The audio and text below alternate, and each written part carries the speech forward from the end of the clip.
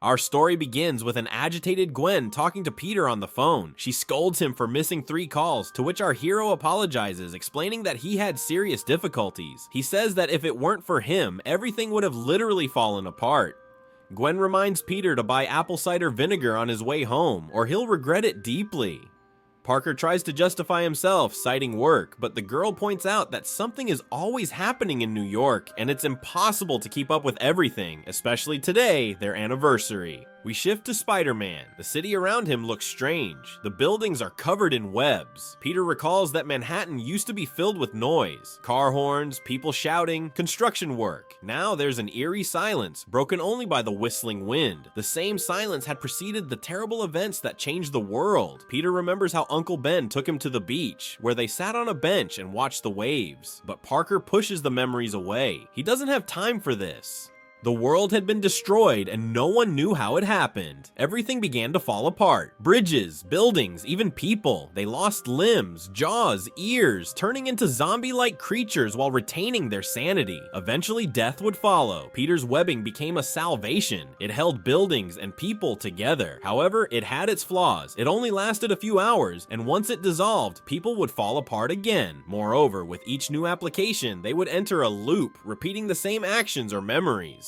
Forgetting his wife's errand, Spider-Man encounters one of the half-zombies, missing a jaw and an arm. It turns out the limb had been stolen by Dr. Octopus. Peter glues the victim back together and sets off after the thief. Octopus, stuck in his own loop, threatens to kill the stolen arm, thinking he had kidnapped a whole person. The villain begins to fall apart and, bursting into tears, begs Peter not to laugh at him.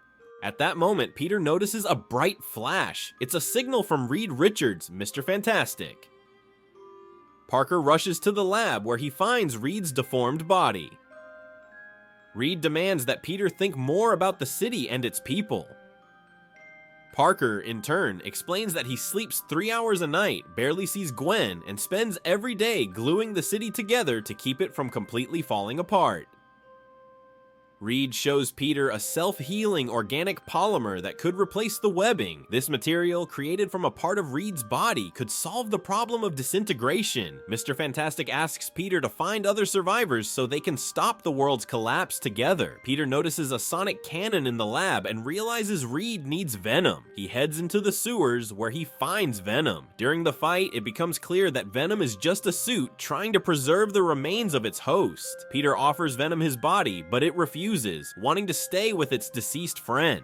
This scene makes Peter realize he has forgotten about Gwen. He rushes home, but it's too late. Gwen is dead. Her dried up corpse is covered in Peter's webbing, preventing it from falling apart. It becomes clear that Spider-Man's mind has long been fractured. He's stuck in a loop, reliving the same day, the last day of Gwen's life. However, today was different. Peter felt clarity and understood what needed to be done. He returned to Reed's lab, took the enzyme, and began restoring the city. After a few weeks, life started to return to normal. People, held together by the new material, stopped falling apart and broke free from the loop. But something was off about the new webbing. It could speak, and its voice belonged to Reed Richards. It turned out that Peter had used Reed's body to create the polymer, cutting it into pieces and using it to glue the city together. Now, the responsibility for New York lay with Reed, though he had no choice in the matter.